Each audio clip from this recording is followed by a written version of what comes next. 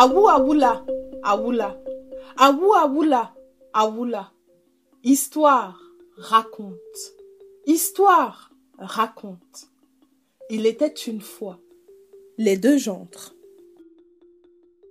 Pour le double mariage, c'est Luc le lièvre qui s'était entremis car la vieille Roudia, veuve depuis longtemps, n'avait jamais voulu se séparer d'une seule de ses deux filles, mais entendait leur trouver mari en même temps et le même vendredi. Gaïndé le lion était encore dans la force de l'âge, mais veuf et abandonné par ses enfants, filles et garçons, qui avaient été dans d'autres pays se tailler un patrimoine personnel, sauf en ses vieux, très vieux jours, Gaïndé le lion n'a jamais pu vivre tout seul et surtout sans compagnie. Gaïndé le lion cherchait donc femme pour remplir sa solitude et se faire gratter la tête aux heures chaudes de la sieste. Boukilienne aussi désirait trouver une nouvelle épouse. Ayant abandonné, l'on ne savait plus depuis combien de lunes, toute sa famille qu'il trouvait trop difficile à nourrir. Poulot le berger, surveillant trop bien son troupeau, la lance en main, et Malal Laobé, creuseur de mortier et fabricant de calebasses, menant toujours ses ânes, son gros gourdin sur l'épaule. Tout le reste dans le pays vivait donc bon gré mal gré en famille, sauf Gaïdé le lion et Boukilienne. Cela, Luc le lièvre, qui était au courant de tout, ne l'ignorait pas.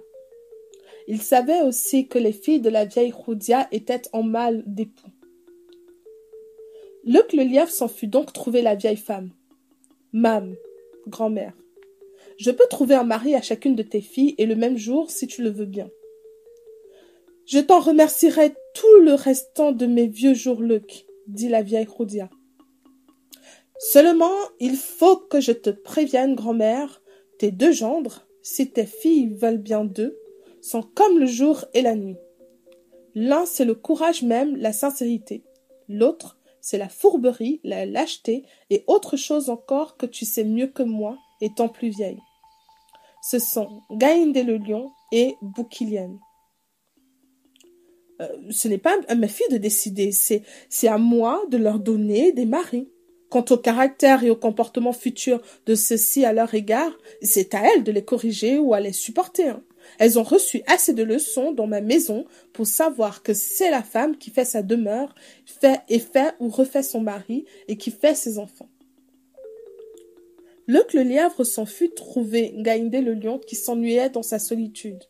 « Oncle Gaïndé, je t'ai trouvé une femme. » Dis la vérité, Luc. « Une femme ?»« Oui, mon oncle.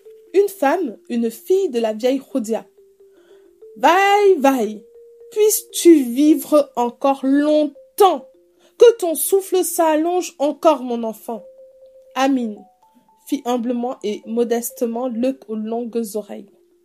« Seulement, mon oncle, l'affaire ne va certainement pas aller toute seule, car tu n'es pas le seul intéressé. Et tu sais bien dans ta grande sagesse que même si tu ne luttes pas, tes lutteurs peuvent tomber sur toi. Ta future femme a une sœur, et il faut qu'elles se marient toutes deux en même temps, le même vendredi, exige leur mère. Et alors, s'enquit Gaïndé le lion, c'est qu'il n'y a pas que Boukilienne qui soit libre dans tout le pays pour être ton beau-frère en ces moments-ci. Bouki? S'ahurit Gaïndé le lion. Eh oui, Bouki Djour, Lienne. Enfin, soit, consentit Gaïndé, qui tenait absolument à voir à nouveau sa demeure bien tenue et ses repas assurés, régulièrement et bien accommodés. Soit, mais tu préviendras Bouki que, si par malheur il jetait, selon son habitude, un soupçon de déshonneur qui pût m'éclabousser sur notre famille, c'en serait fait de ses os. Et Luc s'en fut trouver Boukilienne, qu'il trouva en train de se chamailler avec sa progéniture, qui avait fini par retrouver ses traces. « Allez-vous-en, nasilla Bouki, allez-vous-en !» Et où veux-tu que nous allions? Geignaient les enfants. Mère est morte et nous avons traîné dans toute la brousse. Nous n'avons plus personne. Si, vous avez vos pattes, c'est-à-dire votre chance. Allez-vous-en. Et les petits boukirs s'en allèrent. Pas très loin. Qu'est-il, Luc, mon enfant? Que veux-tu? Compte encore sur tes grandes oreilles, qui entendent les bruits les moins bavards de la terre, demanda Boukilienne en se tournant vers Luc le lièvre. Oncle Bouki, je t'ai trouvé une femme. Ne te moque pas de moi, veux-tu? Lali, mon oncle. Je t'ai trouvé une femme, une mère pour ces pauvres orphelins. Ne t'occupe pas de ces orphelins. Ce n'est pas une mère de famille que je cherche, mais une femme à moi tout seul. Que ces orphelins se débrouillent tout seuls, comme je l'ai fait à leur âge, avec leurs dents longues et leur gros ventre. Une femme, m'as-tu dit? Oui, mon oncle. Seulement, voilà, c'est que ta femme, si tu veux d'elle, du moins, sera la belle-sœur d'oncle Gaïndé le lion. Belle-sœur d'oncle Gaïndé? Trembla Boukilienne. Explique-toi, mon petit Luc. Et Luc le lièvre expliqua à Boukilienne que la vieille Roudia ne donnerait pas ses filles l'une sans l'autre et que Ngaïndé le lion était déjà agréé. Comme je sais que tu cherches une femme depuis des lunes, j'ai pensé à toi. Mais Ngaïndé te prévient qu'il faut que son beau-frère ne salisse pas la réputation de sa famille. Sa famille? Sa famille? S'indigna Bouki. Mais chacun restera chez soi, je l'espère. Personne ne portera le fardeau de l'autre. Qu'il attende que j'aille lui demander une braise ou que ma femme aille emprunter un grain de sel à la sienne. Il pourra nous parler à ce moment-là, fanfaronnait Boukilienne. Et Luc et Ngaïndé et Bouki s'enfuirent à la demeure de la vieille Roudia. Mam, grand-mère, voici tes futurs gendres, présenta Luc le lièvre. Les filles de la vieille Roudia étaient chacune dans une case. Ngaïndé le lion s'enfuit dans la case de droite et Boukilienne entra dans la case de gauche. Et le double mariage se fit. Et chacun s'en alla avec son épouse. Non avant, cependant, que Boukilienne ne jeta un coup d'œil avide dans l'enclos où s'agitait et bêlait le grand troupeau de moutons de la belle-mère, où se perdaient les têtes amenées comme dos par les deux gendres. Et du temps passa. Bouki, plus occupé à se débarrasser de sa progéniture, qui ne cessait de l'importuner jusque dans sa maison parfois, n'avait pas fait trop parler de soi, de peur de s'attirer la susceptibilité et ses conséquences de son beau-frère. Sa jeune femme avait été assez bien élevée par sa mère pour n'avoir pas à crier ses ennuis conjugaux dehors, si tant est qu'elle en eût, ce qui était d'ailleurs fort probable. Les temps devinrent durs. La sécheresse était venue. Les pâturages avaient brûlé. Les eaux des mares, des marigots, ruisseaux, rivières et puits s'étaient taris. Poulot le berger avait conduit son bétail vers des terres plus hospitalières et le gibier de la brousse s'en était allé lui aussi. Personne ne savait où. Bouki, moins que quiconque. La peau de son ventre commençait à se plaquer contre ses reins fléchis. Bouki se souvenait bien des biens de sa belle-mère, la vieille Roudia, de tout ce troupeau de moutons qui faisait tant de bruit dans l'enclos le jour de son mariage. Mais, de mémoire de mari, on n'a jamais entendu ni vu un gendre aller quémander chez sa belle-mère, surtout si, comme Boukilienne, il n'a jamais porté un seul présent, ni mort ni vif, à la mère de sa femme. Pourtant, la faim était là avec ses dents plus grosses et plus aiguës que celles de l'arrière-grand-mère de toutes les hyènes que le monde eût produites, et plus sourde que tous les tam-tams de guerre de Bourg-le-Roi. Bouki, sans cependant oser dépouiller tout scrupule, se débarrassa de quelques-uns qu'il en perdit le long des haies en bordure de la pente qui menait au village de la vieille Roudia. Sans non plus oublier les coutumes trop rigides, vraiment, Bouki s'en fut, langue sèche et pendante, jambes flageolantes, yeux caves, rendre visite à la mère de sa femme. Voix dolente, Bouki dit les salam aleikum d'usage, fit ses civilités, s'enquit des nouvelles du pays et de l'état de chacun, bêtes et gens, et surtout des pauvres bêtes qui devaient avoir certainement souffert plus que quiconque de cette maudite sécheresse. Bouki parla de ceci, de cela, de ce qui était mûr et de ce qui n'était pas mûr, de tout et de rien, d'une voix de plus en plus mourante. Il n'avait plus de salive. Il tendait, de temps à autre, une oreille vers l'enclos où le troupeau, toujours aussi beau vraisemblablement qu'au jour de son mariage, piétinait, belait, se disputait, petits et grands. La vieille Roudia avait vécu assez d'années d'abondance et de lune de disette. Elle avait assez vu de gens répus et de pauvres hères mourant de faim pour n'avoir pas deviné que son gendre était tout près d'une syncope par inanition. « Goro, mon gendre, fit la vieille belle-mère. En partant, tu passeras par l'enclos prendre un mouton pour ta maison. » Bouki n'alimenta pas plus longuement la conversation et, ne faisant pas dire 2 fois l'offre, prit sur le champ congé de sa belle-mère, passa par l'enclos et tira derrière soi, au bout d'une corde, un jeune et beau bélier qui récalcitrait sur le chemin menant à la maison. Bouki n'était pas très loin de sa demeure lorsque ses enfants surgirent du flanc de la Sente et s'emparèrent, après l'avoir entouré lui et son bien, du jeune bélier qui ruait, sautait, bêlait. Bouki fut obligé de partager le don de sa belle-mère avec son encombrante progéniture et rentra le ventre plein mais les mains vides chez lui. Comme un bon laboureur sur le sentier des champs pour les labours et pour la récolte, Bouki s'accoutuma au chemin de la demeure de sa vieille belle-mère. Et toujours déférent, poli et civil comme un digne gendre, il racontait les nouvelles du pays, parlait des temps durs dont on ne verrait jamais la fin sans doute, et compatissait au malheur des vrais miséreux, et passait toujours, en repartant, par l'enclos et emmenait un mouton que ses enfants, toujours à l'affût au flanc de la Sente qui menait à sa demeure, l'obligeaient à partager avec eux avant qu'il n'eût atteint sa maison, où sa femme ne voyait jamais le moindre morceau des bêtes de sa mère. Et cela durait.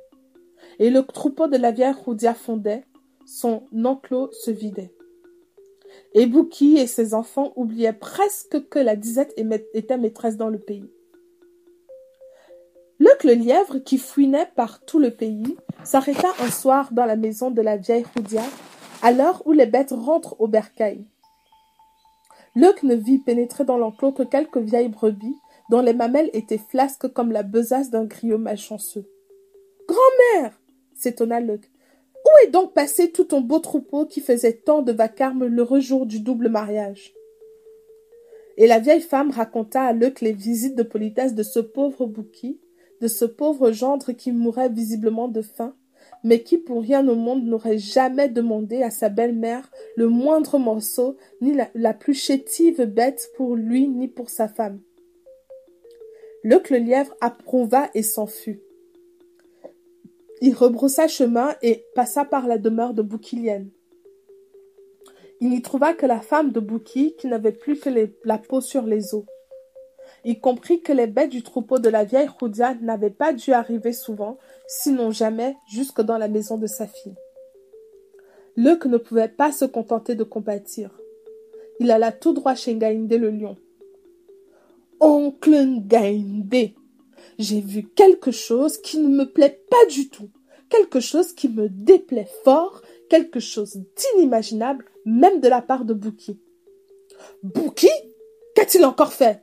Nous n'avons rien entendu dire sur lui ni sur sa femme jusqu'ici. »« Mon oncle, c'est parce qu'il s'agit d'un secret entre belle-mère et gendre, et que ta belle-mère est une digne femme, une vraie belle-mère. » Et Luc le lièvre ne se priva pas de narrer tout ce qu'il avait vu, ou plutôt ce qu'il n'avait plus vu, tout ce qu'il avait entendu chez la vieille Roudia, de raconter ce qu'il avait trouvé chez sa fille, la femme de Bouki.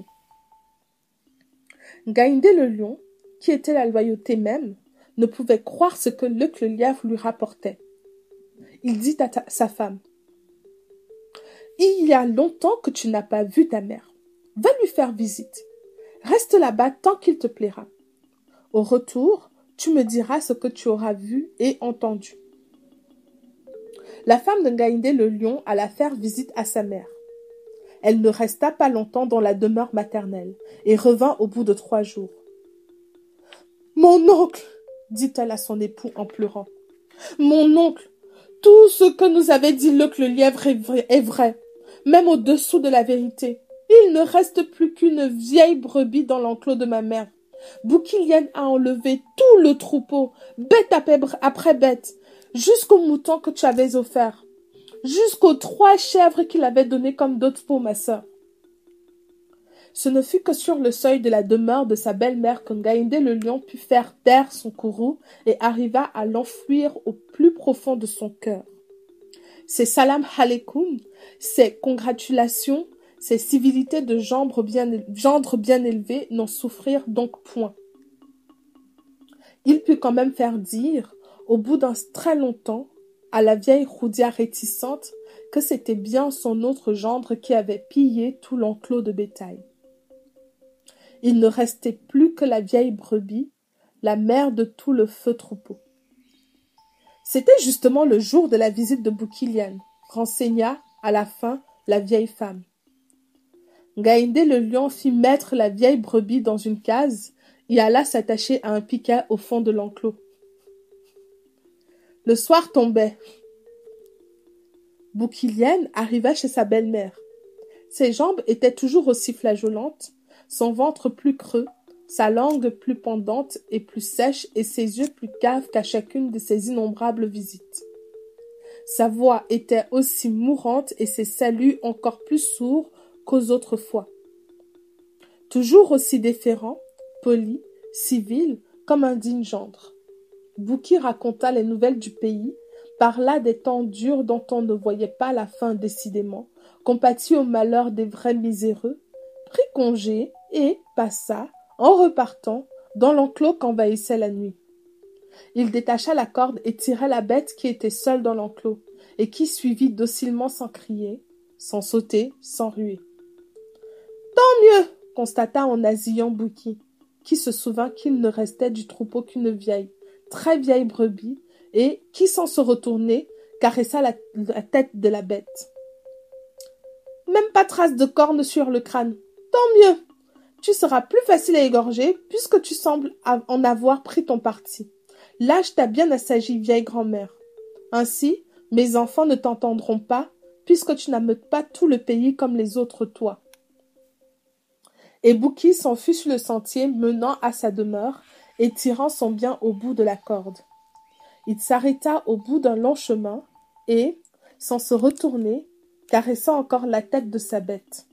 « Oui, même pas une trace d'une corne, » fit-il joyeusement. « Tu ne risques pas ainsi de me blesser en te débattant quand je t'égorgerai tout seul. » Et il continua son chemin.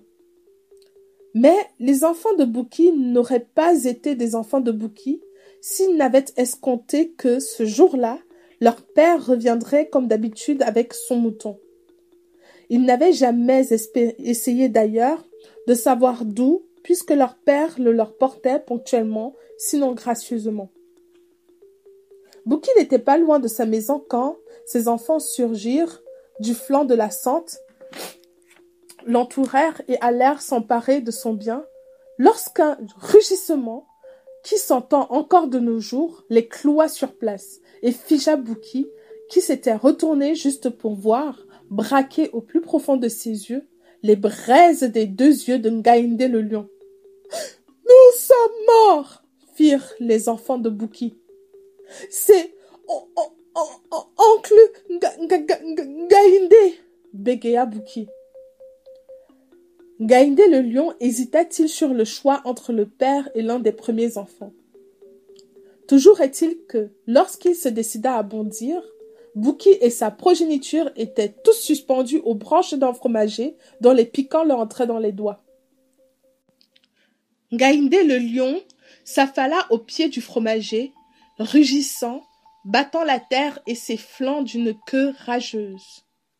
Et la nuit passait, et la lune, la vieille curieuse, qui insinuait ses regards à travers le feuillage du fromager, se demandait quelles étaient ces roussettes géantes qui s'agitaient Accrochées aux branches de cet arbre, au lieu de volter la nuit comme toutes les roussettes et toutes leurs sœurs, les chauves-souris de tous les pays. Et le temps passait, et un des fils Bouki de gendre. « Mbaï Toki, père, je suis fatigué. » Et le père de rétorquer. « Toki Toki, fatigué, fatigué, foutu par terre, oncle lion, dévoré. Si tu es fatigué, tu risques de tomber par terre et oncle lion risquait de te dévorer. » Mais rien n'y fit.